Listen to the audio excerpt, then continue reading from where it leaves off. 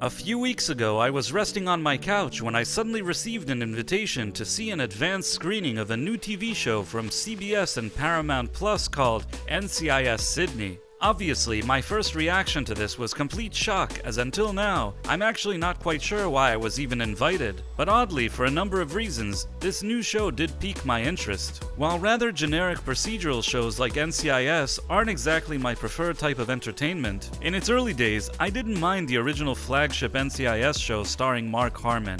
I mean, the writing on these type of shows has always been very generic and predictable, but if nothing else, those early years of the original NCIS series did have a very likable ensemble cast with good on-screen chemistry. Over the years though, as most of the longtime cast members from that era have gradually departed, in my opinion, NCIS has lost much of its charm. Again, I've never considered it anything special to begin with, but it's easy to process programming that doesn't really demand much of its viewers, like a hybrid between comfort food and a guilty pleasure. NCIS has also spawned a number of spin-offs, but I've never really been a big fan of any of them. NCIS LA featured the late Miguel Ferrer, who I liked from the movie RoboCop, but he wasn't really given much to do there. NCIS New Orleans featured Scott Bakula, best known for Quantum Leap and Star Trek Enterprise, and while I genuinely like him as an actor, I think his talent was pretty much wasted on that show.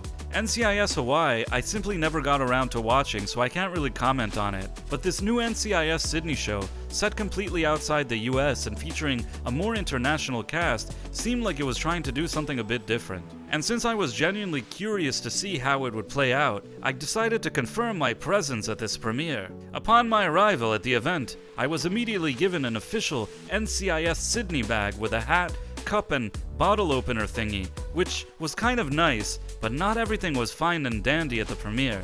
You see, guests of this screening were served a variety of cocktails, but unfortunately, and I hope you're sitting down for this, all of the cocktails that were served at this event were alcohol-free. And quite honestly, this baffled me, because if you're going to invite people to see an advanced screening of an NCIS show, alcoholic beverages are very much needed. But aside from the beverage issue, everything else went smoothly with the screening. As far as plot goes, the episode starts off at a press event in Sydney where a US Navy officer collapses and dies. Initially, there's some tension between Michelle Mackey, an American NCIS agent, and JD, a local sergeant in the Australian Federal Police, over who will conduct the investigation. Ultimately, it is decided by their superiors that they must work together on the case, with Mackey leading the joint investigation team. Throughout the episode, there are a number of twists and turns that involve radioactive leaks and espionage, and while on the surface it seems like the joint American-Aussie team is successful in solving the case, it appears that there's still more work that needs to be done.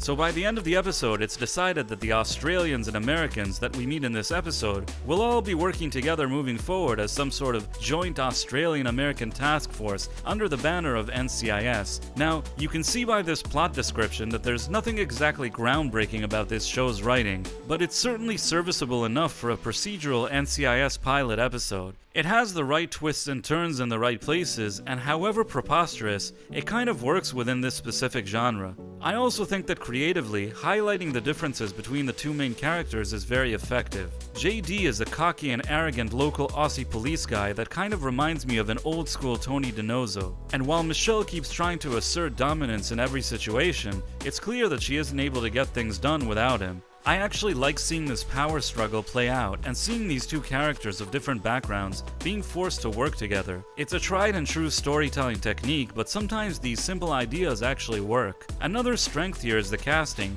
especially of Todd Lasance as JD and William McInnes as the team doctor. As for the actors of the American team, I'm still kind of on the fence. Maybe it's because both of these actors are actually from England and they're attempting to speak with an American accent. Olivia Swann, who plays Mackey, looks and seems pleasant enough and has very good on-screen chemistry with Todd Lasance, but speaking in a non-native American accent makes her performance seem a bit wooden at times. Perhaps as the show progresses, she will manage to improve and overcome this. I certainly hope so, as I don't dislike her. Sean Sager has a more convincing American accent and seems like a decent actor, but I feel that he still has to really grow into this role.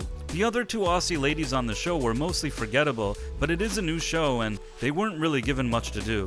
On a business level, I consider this show a type of industry game changer. You see, originally this show was supposed to be only shown in Australia, as it is produced by an Australian team for that specific audience. However, due to the 2023 writers and actors strike of Hollywood, CBS and Paramount decided to release NCIS Sydney in the US simply because they didn't have any other new programming to show their viewers, and as of now, the results seem to be good for them, with the debut of this show being one of their strongest premieres in a very long time. I strongly believe that moving forward, based on this success, other studios and networks may look to have more international productions in their pipeline so that they wouldn't have to solely rely on the Hollywood system during future strikes. Overall, based on its pilot, I would say that NCIS Sydney is an acceptable enough series for the procedural investigation genre, and with its international setting and likable cast, I think this is probably the best NCIS I've seen since the early days of the flagship show. So if you like the NCIS franchise and procedural investigation shows, this show is probably something you'll enjoy. If I had to give it a grade, with the understanding of exactly what it's supposed to be, I would give it a 70 out of 100, which means that it gets a passing grade. What did you think about NCIS Sydney? Did you love it? Feel free to let me know in the comments, and if you enjoyed this video, please consider subscribing to my channels and also clicking on that wonderful notification bell. Thanks for watching, my friends. Thank you, and good day.